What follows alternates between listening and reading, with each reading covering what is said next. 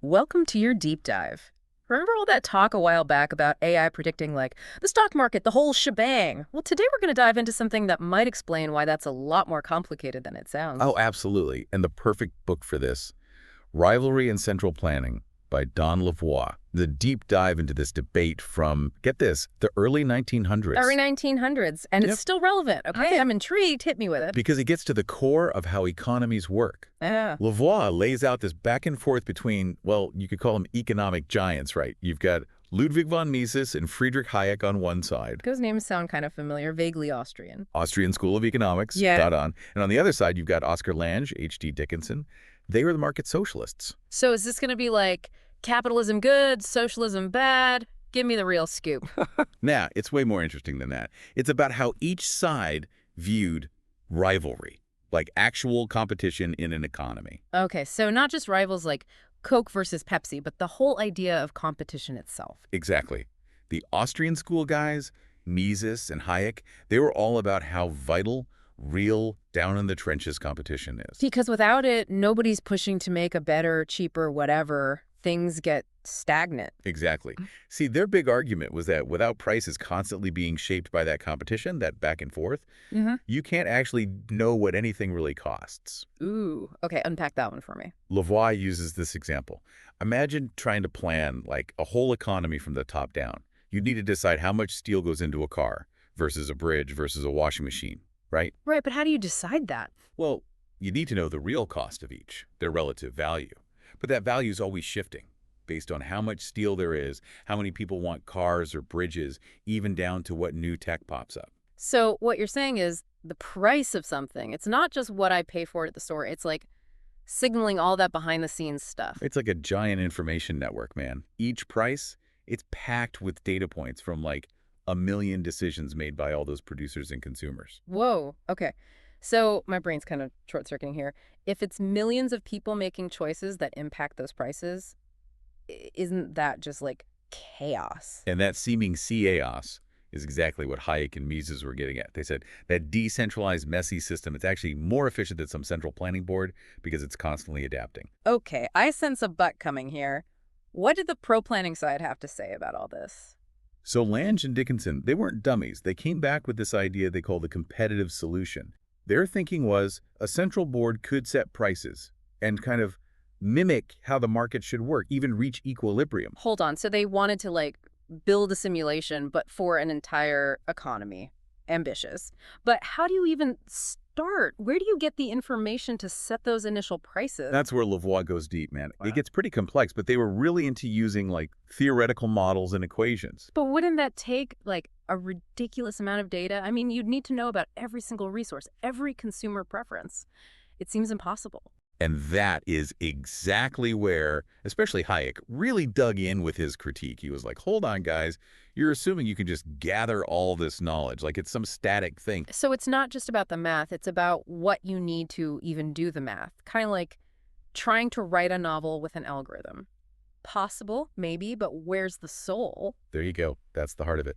Mhm. Hayek was saying, these market socialist guys, brilliant as they were, they missed something fundamental about knowledge itself. Okay, I'm hooked. Break it down for me. How did their views on knowledge actually differ? It's like this.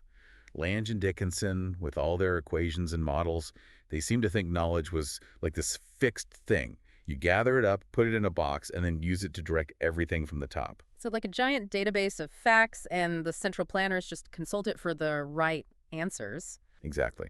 But Hayek, he's like, hello, real world calling. Knowledge out there, it's messy, it's spread out, always changing. And like we were saying before, a lot of it you can't even put into words. It's not what the textbook says, it's what the farmer knows about the soil after years of working it, right? Bingo. Hayek's argument was that the market, with everybody doing their own thing, making their own choices, that's the best way to tap into that vast, constantly evolving knowledge base. Because every purchase, every investment, it's like casting a vote in this giant ongoing economic election. And those votes, from millions of people, they create this feedback loop, right? It's constantly tweaking prices, production, even what kind of cool stuff gets invented in a way no central planner ever could. That's what Hayek called spontaneous order. Okay, so this spontaneous order, it's not about things being random. It's that the system itself is designed to use all that unpredictable human stuff. Nailed it. And that brings us right back to why this dusty old debate matters in 2024. Think about it. Big data is everywhere. AI, algorithms. Yeah. It's tempting to think, hey, we can plan for anything now. But like you're saying, even the smartest AI is only as good as the info you feed it. And some info you just can't know beforehand. Exactly. And this is huge EE when you think about entrepreneurs. They're the ones out there experimenting, taking risks, stumbling onto new info that nobody, no planner, could have seen coming. So they're like the wild cards in the system. The market has to adapt to whatever they cook up. Their Hayek's argument, walking and talking. Their wins, their losses, it all feeds back into the system. They push the boundaries of what knowing even means. Man, this is making me rethink that whole AI stock market guru thing.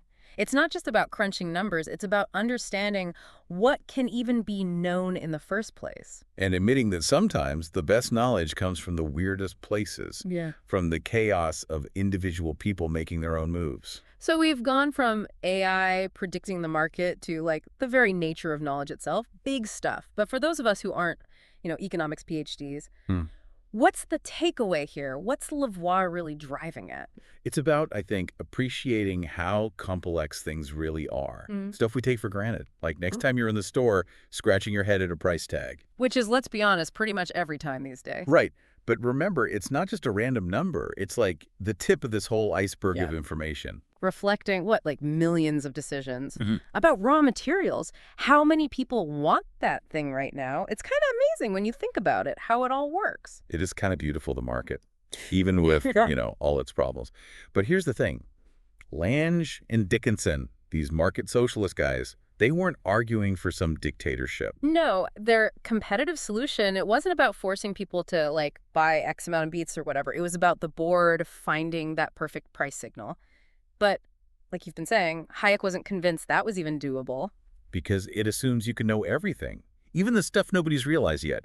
Hayek was like, your models are frozen in time, guys. The real world doesn't work like that.